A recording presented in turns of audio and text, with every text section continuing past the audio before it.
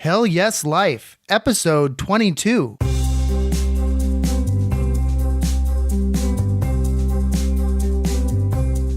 Welcome to the Hell Yes Life podcast, the show that helps you come alive so you can live a Hell Yes life.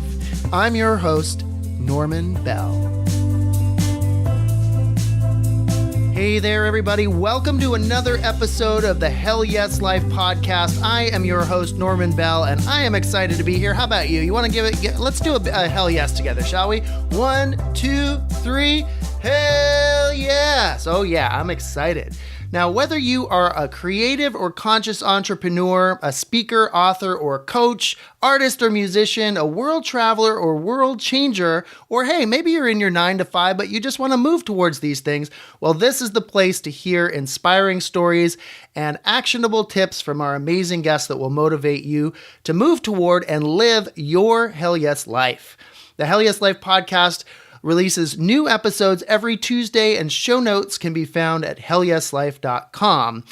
Now, Hell Yes Lifers, if you want to write a review, please visit hellyeslife.com/HYL iTunes. And when you do, include your business name or website, and I'll mention it when I give you a shout out on the show. Also, I encourage you to join us in our Hell Yes Life Facebook community, where we are supporting each other to move towards our Hell Yes lives. Now, starting in May, we're going to have daily themes and weekly opportunities to check in on your goals and share about your dreams and current projects. So to join the community, visit hellyeslife.com/Facebook. That's hellyeslife.com/Facebook. Now, lastly, I would love to hear directly from you, Hell Yes Lifers. What are you liking about the show? What's not working for you? What do you wish I was doing more or less of? Which guests have you particularly enjoyed? And who would you love to see next on the show? Well, if you want to have some input to the Hell Yes Life podcast, please email me at hellyeslife@gmail.com. That's hellyeslife@gmail.com. And let me know what you think. Okay, now let's get into today's episode. Today, my guest is Nick Loper, who is the host of the Side Hustle Show. Nick's podcast has been one of the top 5 shows I've listened to over the past few years as I started down the road towards podcasting and online entrepreneurship, so I am super excited to have him on the show today. Through his podcast, Nick helps people earn money outside of their day job. He's an author, online entrepreneur, and lifelong student in the game of business, he says. His latest role is as Chief Side Hustler at SideHustleNation.com, a growing community and resource for aspiring and part-time entrepreneurs. On the show, we talked about how Nick got started on his journey as a side hustler, how doing affiliate marketing for a shoe company led him into the world of internet marketing, what Nick's first side hustle consisted of, what happened on Nick's breakthrough episode of his podcast, that's episode 64, and much more. I'm really excited to share my interview with Nick Loper with you, so let's go ahead and dive in. Nick Loper, how are you doing today? Doing great, Norman. Thanks for having me. Nick, are you ready to tell us about your Hell Yes life? Hell yes. All right. Let's do this. So I always like to start off, and I should say first off that I'm excited to have you on the show, Nick. I've been following your podcast for the past few years or so. I'd say it's been among the top 5 podcasts I've listened to, the Side Hustle podcast. And I'm just thrilled to have you on the show. I'm kind of having a fan moment here. All right. Well, I'm trying to break my way into the top 3. Oh yeah. Okay. Yeah. Well, yeah, exactly. So tell me, I always like to start off by asking our guest, what is your Hell Yes? And by that, I mean, what is it that makes you come alive? What's your passion that really lights you up? That's a good question, man. What I think really gets me excited is the opportunity to control your own calendar. And by that, I mean, getting up and getting to work on stuff that you want to work on and not stuff that you have to work on. And I feel really blessed to be able to do that most days. Probably not 100% of the time just yet, but most days for sure.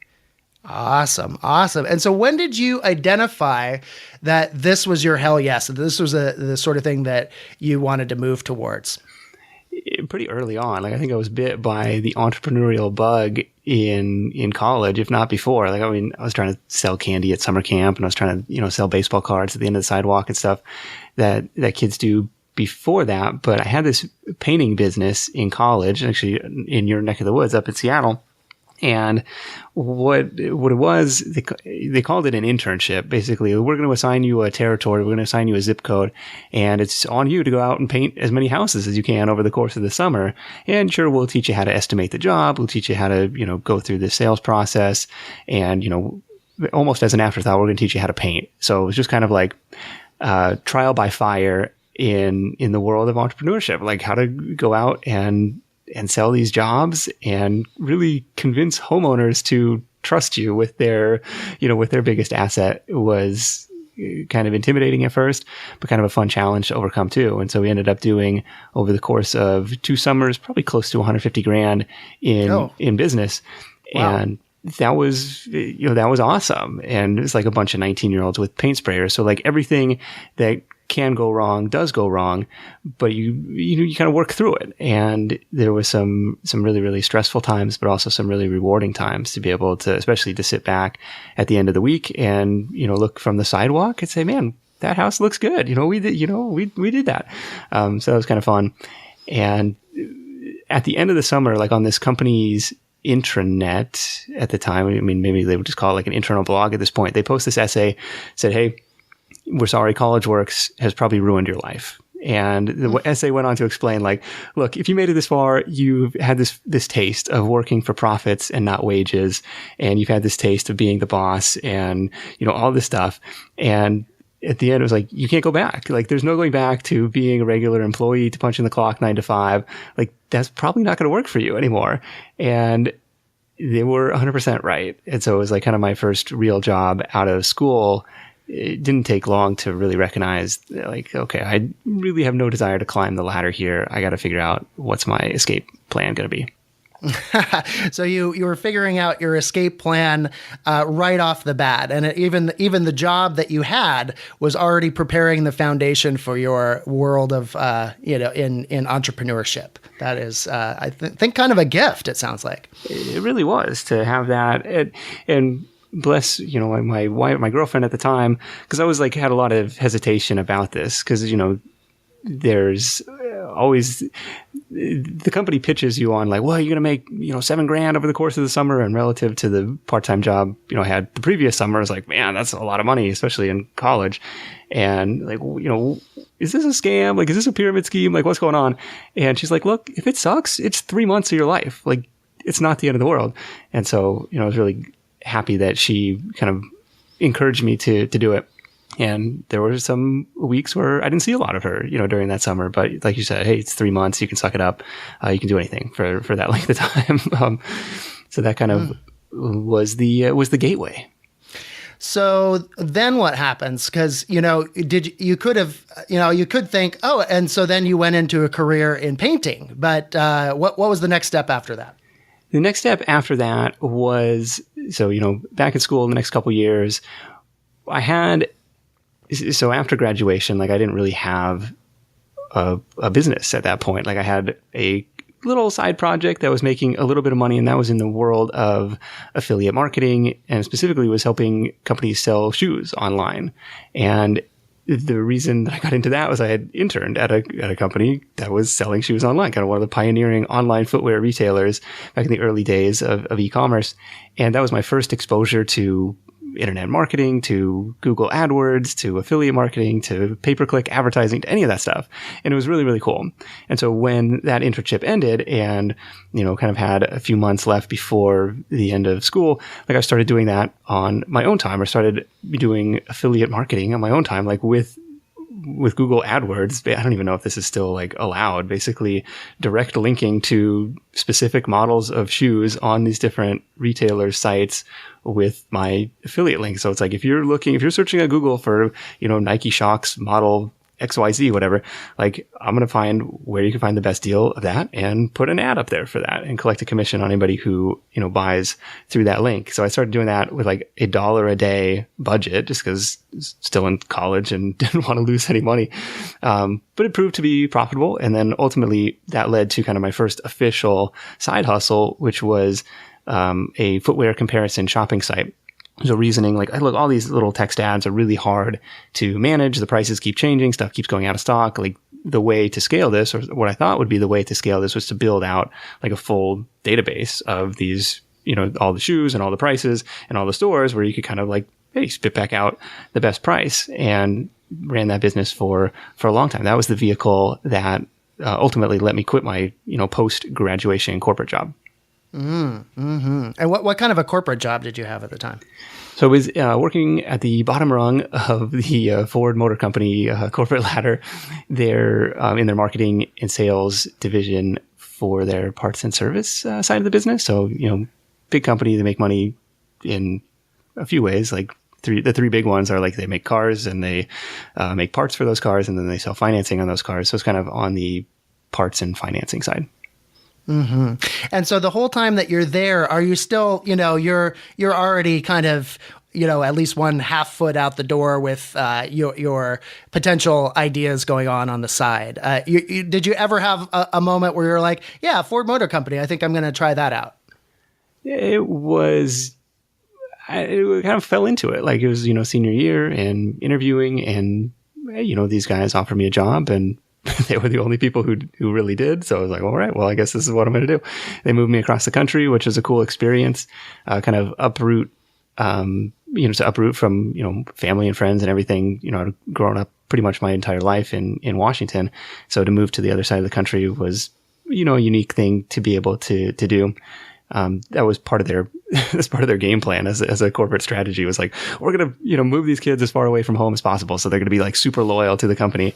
And it, not that necessarily backfired, because I don't think it probably would have been the same had they left me in Seattle. Still would have spent, my nights and weekends trying to build something, on the side. But that's what ended up happening. So I had a lot of free time, nights and weekends, especially weeknights, to try and make this shoe thing happen.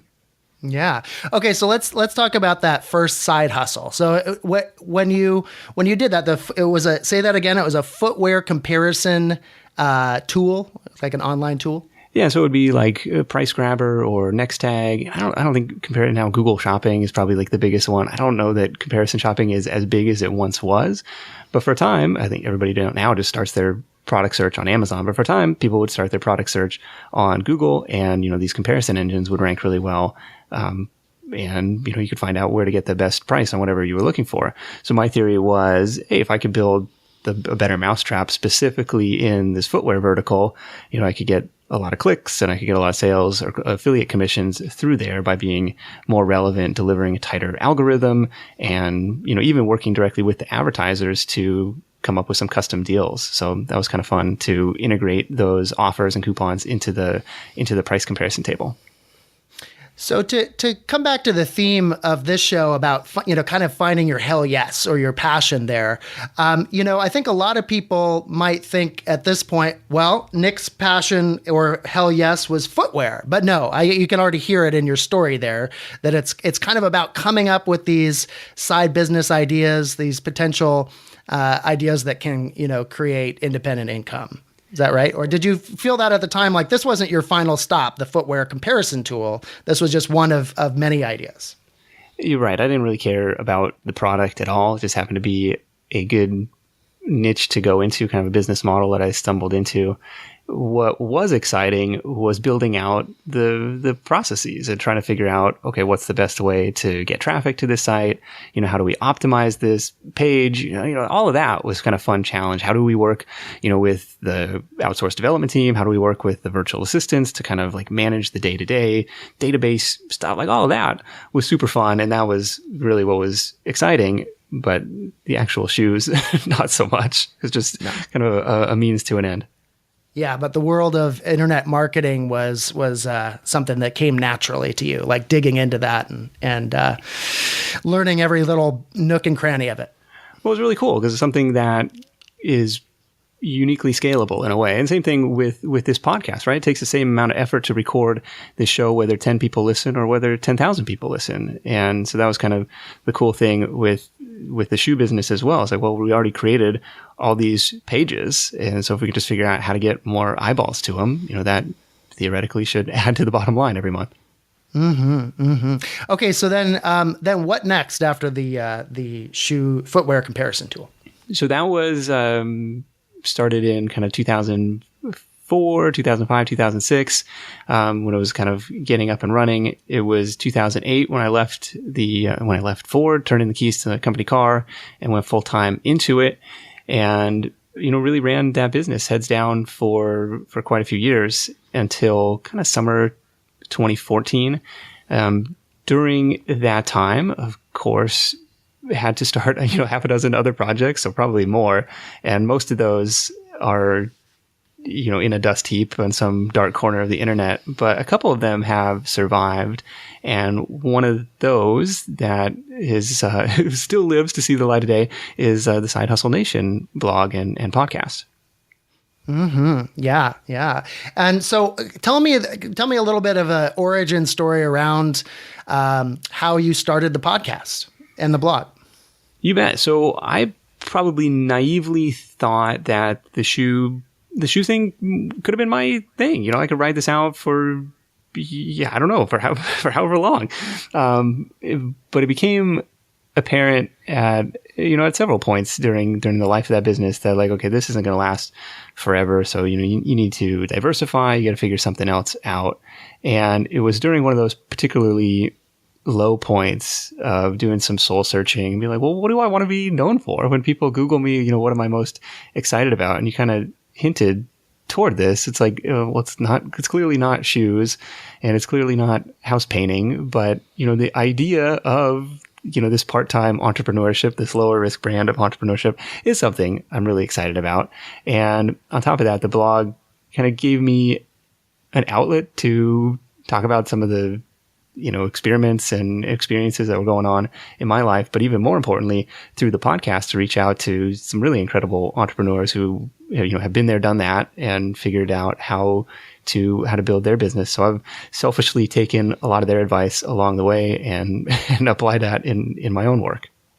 Now, did you, I feel like is the term side hustle, that's a term, that's kind of a general term. You didn't coin that term, did you? No, I didn't invent it. I can't claim to have invented it, but I would just say, something you're doing outside of your day job to make money. Right. Although I will say, just to credit you, that when I hear the phrase side hustle, I do think of you and your show. So, good on you for that. What would you, okay, so you start the show. So take me to that early time. I mean, this is just almost for my benefit. Take me to that time that I'm at now, where you're just thinking about launching this thing. What were some of the things going through your mind at the time? I mean, to me, I'm experiencing that, this liftoff period can be some of the most challenging times when it's not in existence yet. What were some of the things going through your head that were either stopping you from moving forward or pushing you forward? There's a lot of inertia to keep you from taking action. And that was kind of what was going on in my life. Like, I ordered the microphone and, learned, studied some tutorial on like how to set up a podcast. And it was probably still like a month before actually scheduling an interview, and you have it on your to-do list, right?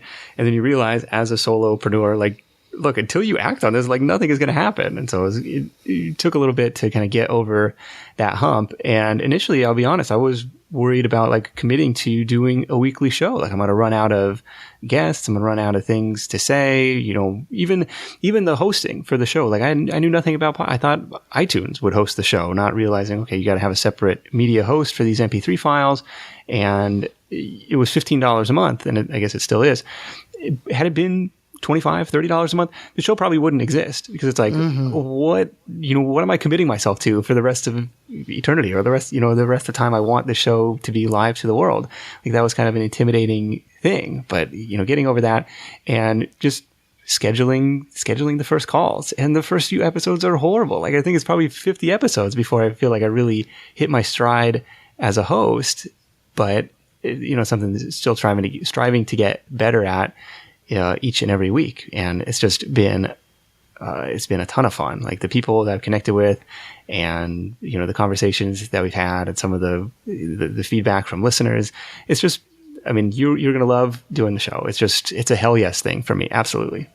Oh yeah. I'm already loving it. So that's good. Good to hear that it took 50 episodes for you. I'm sure I'll get better and better, but I'm already enjoying it. So that's a good sign. Well, you've got a speaking back, so you've got an advantage. You've got like this whole like public speaking background that I definitely never had. Yeah, well, it can help. Let's just say.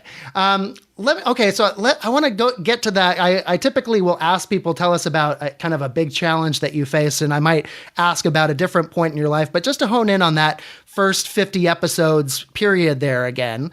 Part of this is for my benefit, but. There might have been some times in there where you're like, oh God, that was a terrible episode. Oh no, I don't know where I'm going to get my next guest. What kept you going in those early days when you easily could have quit? Did you commit yourself to doing this, or did you set a goal for yourself? What did you keep in mind for yourself? I don't know. What I probably would have said something like, okay, I'm going to do this for, 6 months or something, and like see if there's any traction there. And by some people's standards, there really wasn't, but to me, like I didn't have anything to measure it against. So I was just looking at that Libsyn chart of downloads and seeing it kind of making that slow and steady climb up and to the right, and being like, okay, this audience isn't huge, but it's there, and it's, something that was rewarding to do. What really flipped the switch for the show in particular was a little over a year into it. So this is actually episode 64. I remember because it was like, finally realized that, look, the show itself is not a business, just like a blog itself is not a business, but it's a content marketing channel. And once I started treating it that way and getting over the John Lee Dumas, I'm going to, sell $1 million worth of sponsorships or whatever. Like, look, that's great. That's one potential business model, but at 60 episodes in, it's not going to work, or it's not working for me yet. So specifically what happened was I decided to create an episode specific lead magnet for just about every episode. So it's probably, so I've started in episode 64. There's probably 100 or 150 of these out there right now. And each one of those is like a different way for somebody to get onto my email list.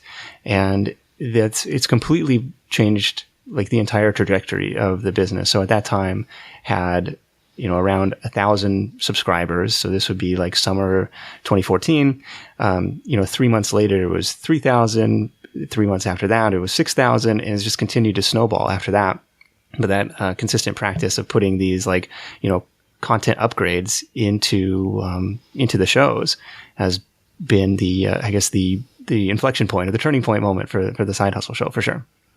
Nice. And just to back up I'm sure a lot of people understand what a lead magnet is and understand internet marketing, but for those that don't, what's a lead magnet? And can you talk about what you offered in that first one? Sure. So what I'm offering on the show is basically a summary, like a highlight reel summary. Here are the top tips of what the guest talked about today or what we covered in today's show. And you can download that on the website in exchange for your email address. So you see this most often with grab my ebook in the sidebar or stuff like that, grab my cheat sheet. In the podcasting world, I've seen people do transcriptions. I've seen people do like the highlight reel thing, cheat sheets or checklists, or even like extended interviews. Like my friend Grant Baldwin did this for a while, and it was a great hook. It's like, dude, I just listened to half an hour, 40 minutes of this conversation, and now you're cutting it off. You're telling me there's 10 minutes more of bonus material, but you got to go to my website to get it. It's like, I'm like partially annoyed at you, but like partially like, yeah, I want to know the bonus material. So I'm sure that was really effective for him. Oh yeah. It'd be hard to resist. It'd be like, oh, you won't believe what he says in minute number 7. Oh, I know. Well, great. So then, again, I just want you to take us forward from there. So things start taking off, and you've been doing this for the past couple of years or so. So where take us up to date now.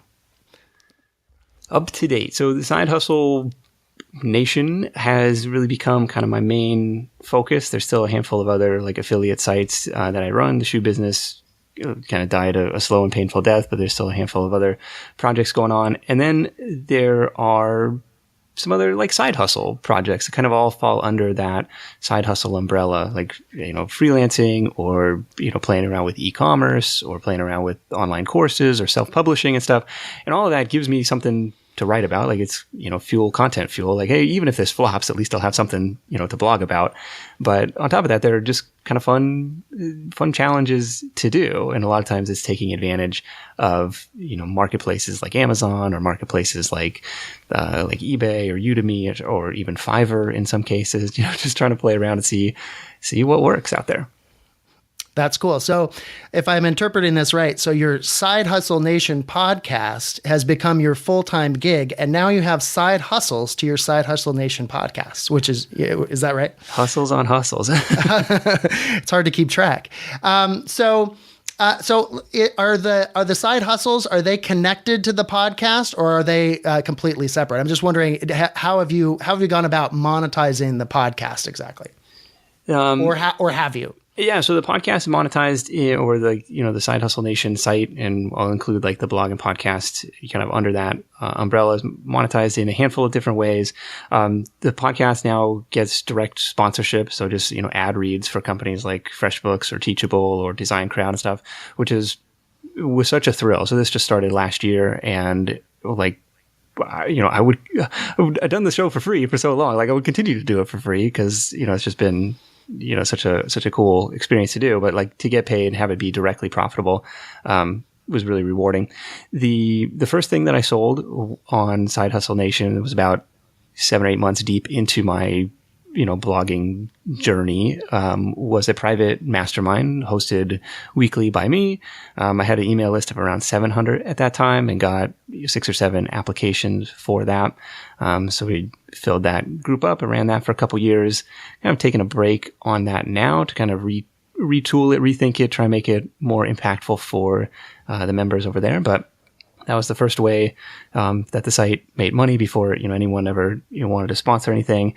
The affiliate marketing, once an affiliate marketer, always an affiliate marketer, is still the primary driver. So a recent example of an affiliate promotion, I guess, that did really well was around New Year's. Udemy is an online education platform where, you can post your own courses, but you can also take courses from other people on whatever topic they're an expert in.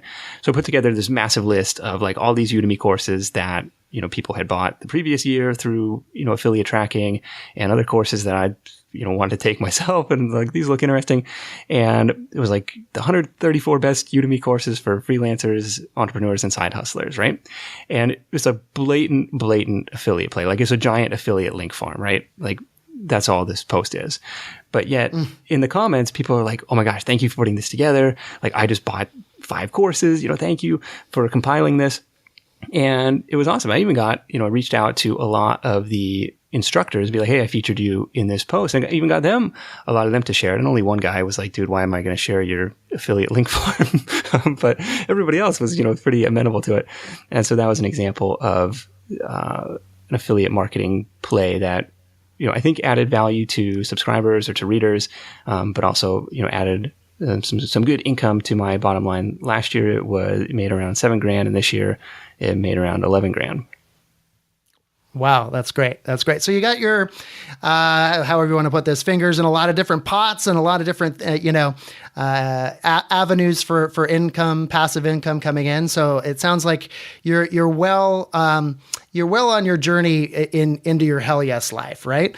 I want to take a moment now to think about our listeners, our Hell Yes lifers who might be earlier in their journey. Maybe they're in their car going to work right now, going to that job that they don't feel that great about. Maybe they've got a side hustle in mind, but they haven't taken an action on it. And I'd like to talk a little bit about any thoughts or advice you have to those people that about, maybe not about tips and tools and things like that, but more about mindset. I was looking at one of your blog blog posts, you quoted the author John Acuff, who says, "Don't compare your beginning to someone else's middle." Could you tell me a little bit about that, or any other thoughts you have for these listeners? Yeah, so John obviously is a fantastic author and one of the funniest, public speakers that you'll ever have a chance to see. But a couple of things come to mind. If you're that person kind of stuck in this cubicle drollery, making that commute, doing all this stuff. Two ingredients for a happy life. I think this is like a Freud quote, or paraphrasing a Freud quote, is love and work. And so, I probably can't help you with the love side of things, but on the work side, this is where your hell yes life comes in. It's like you've been working on stuff that you care about with people that you care about, and you have 100% control over that. Maybe you only have 10 minutes a day, half hour a day, an hour a day to do that, but you have control over that time. So figuring out, okay, what do I want to work on during that time? The other component of that is a book that really kind of resonated with me called The Slight Edge, which talks about that daily practice of putting in that 10 minutes, of putting in that half hour every day, knowing that, do it or don't do it, you're not going to see results right away. Like going to the gym, go to the gym today, I'm not going to have a six pack tomorrow. Don't go to the gym today, probably not going to die of a heart attack tomorrow. But like the consistent practice of either doing it or not doing it, okay, now over time, I start to see some results from that. And one example actually comes, from my brother. He's a tutor up in Seattle and trying to build his side hustle. And he had, no matter how many hours I work today, 5 minutes every night, I'm going to work on my website. I'm going to work on my side business. And, once I get going, I might spend 10 minutes, half an hour. That's totally fine. That's allowed. But I'm going to make a little calendar checkbox, like to put that 5 minutes in. And, over the course of the month, it starts to add up, it starts to compound. And that's really where kind of the slight edge starts to take effect. And the same thing with publishing the podcast every week. It's just, that consistent habit where you kind of get into this rhythm, and it becomes second nature. I found that to be completely the case for myself. I have this little 10-minute practice. I just set my timer on my phone for 10 minutes. And if that's all the time I have to work on my hell yes that day, then that's enough, and it's just like, it is this idea of, doing it as a practice rather than like, I'm trying to immediately get success at this. And then I notice what happens is that I start to see more opportunities to work on it because I'm regularly putting this time in, even just this 10 minutes. And it's like, oh, wait, now I've got a half hour on Saturday I could work on it. Oh, wait, I got a couple of hours on Tuesday night. So it seems to start to build on itself. Yeah. And hopefully once you start to see some initial momentum like that, gives you motivation to keep going, right? Sometimes starting isn't the hardest part. It's like staying started. Yeah, definitely. I've definitely found that to be the case with other things I've tried. I'll get like maybe 6 weeks in. That's usually about the time where it's like, I'm not so interested in this anymore. On to the next thing. Right. So this is perfect. We're recording this like beginning of February. So it's like those New Year's resolutions are like just starting to wear off. Yeah. Well, I've already committed to my listeners on a previous episode that I will be here for sure every week until the end of 2017 here. So 52 episodes, you can guarantee that I'll be here. So all right. That's one way I can do that is by holding myself accountable to people. We'll hold you to it. Okay, thanks. So let me ask you this, Nick. So let's think of our Hell Yes Lifers out there. Maybe they've got an idea or two about what's a side hustle to pursue. How do they know it's the right one? It's the right one if you, I'm like trying to think of how to phrase this. So I don't know. Like, I don't think there is such thing as a perfect side hustle, but like the right one is the one that you're still excited to work on. There came a point, so I was doing a lot of freelance editing, like nonfiction book editing is one of my side hustle projects. And it got to be a point where it's like, you just find yourself saying no to more clients. And you're like, okay, that's a good sign. Like, you don't want to do that anymore. And you're like, okay, that's a good sign. Like, okay, I don't need to do this anymore. I'm going to focus my time and energy someplace else, or it's not worthwhile. You see this a lot with like like Uber drivers, right? Like Uber's got the side hustle commercial going on right now. And it's like, well, we keep cutting rates and all of a sudden, they have quite a bit of turnover, on the driver side. And so it's like, well, at a certain point, people are going to decide, yeah, that's not worth it. It's a fantastic way to make money to get started, very low barrier to entry. And just, you can turn on the app and begin, earning extra money. But if you dread doing it, like that's the last thing you need in your life. Right. So pay attention to that, the feelings that are coming up when you're actually doing this activity. Is it lighting you up, making you feel like, you're living your hell yes life, or is it making you feel like, oh gosh, I'm just creating another job for myself, Yeah.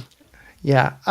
So let's take a kind of turn towards the future for you then. I always like to ask our guests what your big vision for your Hell Yes life is for the future. Now, you've already accomplished a lot, but I'm going to assume that you don't feel like you're at the end of your journey and you have maybe more in store. And what I like to call this is your cringeworthy vision. And what I mean by that is that there's nothing wrong with the vision, but you cringe just thinking about sharing it with other people because it's such a big vision. And now I'm giving you the chance to share that with our audience. And now it'll be out in the open. Well, Norman, I'm horrible at, vision planning, and and this is something that, my wife and I have talked about and struggled with. It's like, you're so busy in the day to day that, you rarely just take a moment to be like, is this what we want? Like, is this getting us closer to what we want? Like, it's a hard conversation to even have.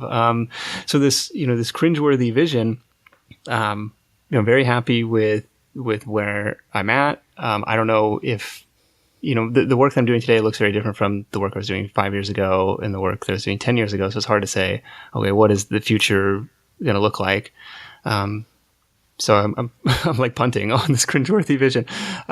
It would be awesome. Like on the surface, I think it would be awesome to, have my wife quit her job, which, she probably could, but it's like also the question of like, well, does she want to? Like maybe she enjoys the challenge of engineering work and stuff like that. And I enjoy having the home office to myself all day. So like there's this weird, balance between like, well, is that really the direction that we want to go? So I don't know.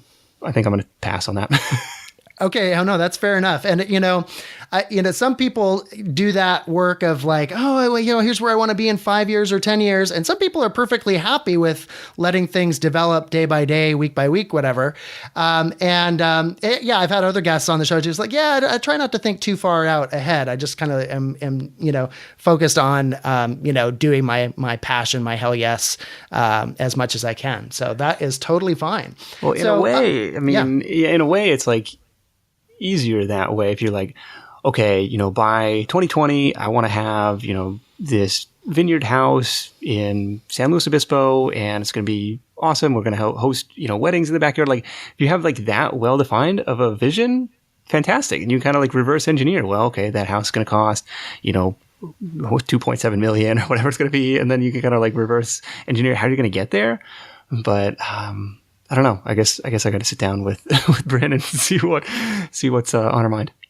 Well, okay, you can come back and let us know what you guys came up with. Okay. Okay. Well, so thanks so much for joining us. To round us out, I'd love you already did give us a reference, the slight edge you mentioned, but I'm wondering if you have one other tip or quote or resource that has helped you in your journey that you'd like to share with our Hell Yes Lifers. Another book that really resonated with me and kind of solidified a shift in business. I read it right around the time I was transitioning into kind of starting Side Hustle Nation and a couple of these other projects. It's called The Go-Giver, and it's a really short book, kind of told in parable, like a lot of business books are, about leading with value, about being helpful first and then worrying about the monetization later. So that was really the focus, starting out the podcast and the blog. And those are the projects that have had the most success versus the ones that I've started, out of a purely like profit motive, out of like, well, I think there's an opportunity there. And those ones, like I'm always more hesitant to slap my name on, and it just they don't end up going anywhere. Like I started a wine related site because we kind of like live in wine country. It's like I don't know anything about wine. The content was horrible. Like the only reason I wanted people to come there was to like click on my affiliate link, and of course nobody ever did because there's no reason to. And so that's kind of the Go Giver really solidified like, look, be helpful first and trust that the opportunity, the monetization opportunity will follow. So that's what I've tried to apply the rest of the time. I love that. Yeah. I mean, if you don't have that passion driving you from the inside, then that outward sort of, those outward goals are only going to take you so far, I would say. So go ahead and tell us where on the internet we can find you. Best place to find me is sidehustlenation.com. Of course, would love to have you tune into the Side Hustle Show podcast with new part-time business ideas every week. And that's it for me. Awesome, Nick. Yes, please check out Nick's podcast. We'll have links in the show notes, and we'll have links to some of those episodes that he mentioned as well. So Nick, to close out our time together, I'd like to say hell yes on the count of 3. Are you ready to do that? All right. 1, 2, 3. Okay. No, go ahead. Okay. Yeah. 1, 2, 3, and then we'll say it. Ready? 1, 2, 3. Hell yes. Yes. Oh, sorry. I went too fast. That's perfect. Thanks a lot, Nick. You bet, man. Thanks for joining me for this episode of the Hell Yes Life podcast. You can subscribe to the podcast on iTunes, Stitcher, or your favorite RSS feed. If you like the show, please leave a rating and review. And if you want to stay connected, visit hellyeslife.com and sign up for the e-newsletter and private Facebook group. Again, I'm Norman Bell. Thanks for joining me. Now let's get out there and live a hell yes life.